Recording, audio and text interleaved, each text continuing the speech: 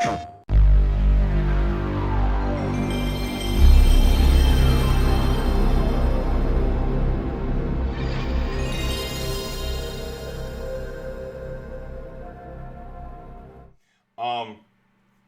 then we had two final bits. We had three like big final bits. The biggest part of this presents is that we got a big, huge Marvel's Avengers section, which we needed because we have a lot of problems with that game. Yeah. So they have given out a preview of the 2021 roadmap, along with announcing. So at when they did it, which was March 18th. That was the same day that Avengers is on the PS5. Excuse me, I have something in my eye. That's when the PS5 update happened, and me and Spectre talked about how Marvel or like Square Enix and Crystal Dynamics are adding 2 to 5 hours of grind to the gameplay, which is that's just maybe that's why my eyes are just bothering me, is just how frustrated I am at this stupid game. Man. Why? But it's weird because I follow a lot of journalists and people that sort of like play it because I don't play it anymore. I was really into it, because I really like comic books and I like video games about comic books. Of course. So like I was whole hog into it, and so I still follow, people who talk about it, and they say that you don't really feel that extension to the grind too much, but like just the fact that that's how you decided to word it when you put it out for the people, like it's like, what did you expect for people to say? Like this game's already on a really tough footing. Yeah. This was the main reason. This and Outriders were the main reason I even paid attention to the whole like Square Enix is doing an event deal, because I wanted to find out what was going to happen. Is this game going to have like what Forsaken was for Destiny? Like, hey, look, this is a big, new expansion reset. Yeah. And like Square Enix needs to stick with this game. They need to stick with this game. They cannot drop it like how EA dropped Anthem. They pretty much gave up and went, yeah, no, Anthem, bye. Go, BioWare, go work on Mass Effect and Dragon Age, which good, I'm glad, because like Mass Effect Legendary Edition looks great, and I'm excited for the new Dragon Age. And I'm glad to hear that the new Dragon Age is not going to be multiplayer, like a live service game. It's going to be a single player game, so that's good. Yo, I am perfectly okay with Anthem melting, so that way Dragon Age can be saved. Oh, I agree. I'm so glad. I am okay with Anthem dying for the sins, so that way Dragon Age can be a single player game. But I will definitely say, so Hawkeye is now the next playable character. So we have Kate Bishop and now Hawkeye. So now we have actual Hawkeye, not lady version Hawkeye. They're both Hawkeyes, but like, why put out like I don't want to parrot another point that I'd heard online too much because I want to contribute my own sort of thoughts to things. But Paul Tassi, incredible journalist, covering a lot of these sort of live service games. It was like, yeah, this would have worked a lot better. Oh, you do my Paul Tassi voice. Yeah, this would have worked better if they like put out both these characters in the initial time window, where like it's supposed to be like a week apart and really early into the life cycle of the game. Yeah. Like, these characters, like this type of stuff and these sort of release schedules for these characters, you can't have them be so long, far apart, because it creates this sort of, instead of it feeling like you're turning on a faucet and characters are falling out of the faucet, it makes it seem like each one is a big event. And when they weren't necessarily developed to be big events, it like makes it not as like it kind of makes you feel like you're let down. Yeah. Because you waited so long to get something that you weren't supposed to wait that long for. It just makes you feel like, oh, that was it? when you were supposed to be knocking these out rapid fire left and right.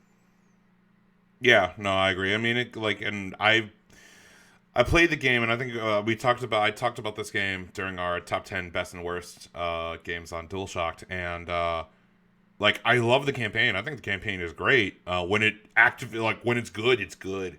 But God, the game falls off a cliff once you finish the campaign. Like, I just don't care. It's definitely a tale of two games, man. Like, my God, like this should. Boy, that story is something fun. It's exactly what I want for a superhero story to be. You know, sort of light, airy, easy to bounce through. Like at Avengers, you know, it's got to be like this big thing that as many different people can engage with at one point as possible. And I feel like they sort of landed that, but there's just no real to take the live service version of it. And so many baffling choices get made.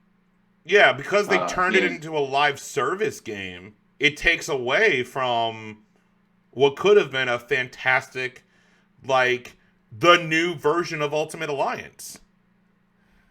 And like me personally, I don't even think we needed a new version of Ultimate Alliance. I would have happily taken more Ultimate Alliance. I know, right? Happily. So we got that. We got a new roadmap. There's a new campaign. They've added cloning labs, new gear, new cap level, the Tachyon Anomaly event, a replay for the Reassemble campaign. So now it's New Game Plus for the campaign. So that's pretty cool. Ooh. I will gladly do that. This is one thing I really want to say, because we can go through like the itemized sort of like list of all the stuff that's there. But the main thing I really, really want to push is developer transparency. And I don't think it really has too much to do with specifically just Square Enix and Marvel's Avengers. I think that this is a lesson that can be learned across the entire development sphere, especially as we're in unprecedented times, you know, with pandemic and such. But like, CD Projekt Red, talk to your players.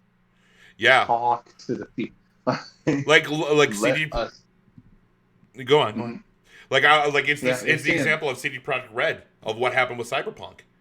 Like, they weren't as upfront, and it kills me. Like, I'm going to mention someone on the internet too, but Matt McMuscles, who does What Happened, fantastic video series. He just put up one about Cyberpunk, and he does a fantastic breakdown of what happened to Cyberpunk, and it's how it's a tale of warning to how hype destroyed this game, and how the higher-ups didn't know what was happening. The one difference between the higher-ups at CD Projekt Red and other companies is that the higher-ups at CD Projekt Red said, we messed up. And I believe that they're very much going, like, we're only working on this game, we're going to fix this game. And I very much do want to play Cyberpunk, but my God, that game is a broken piece of mess. Yeah, I'm definitely waiting. I'm glad I waited. Yeah. So to continue, if I can finish my point. Yeah, go ahead. Really, really quickly. Yeah. Like, we are in an age now where between the internet and our own level of knowledge with the media we engage in, like, your consumer is really, really, really smart and capable of summoning a lot of knowledge about this thing that they enjoy as a hobby. Yeah. So now the sort of idea where it's like, you don't let anyone find out how the sausage is made, it's kind of counterintuitive, because we'll get it. Like, we'll understand if you just step out in front of and like talk to us. Yeah. You know what I'm saying? I agree. Like, and just that sort of staunch refusal to do so is only going to deal more damage than help the sort of PR spin of virtually every game going forward. Yeah, I agree. And and that's the same thing I think with any piece of media. That's also like in wrestling, like hearing that, I'm like, oh yeah, that should, like, in wrestling too. Most definitely. Yeah. Just to finish this up, not only do we have that, we have the announcement of the Black Panther expansion, the War for Wakanda, which is Yeah. coming out later this year. Which, Oh, yes, I'm excited for I'm Black so Panther.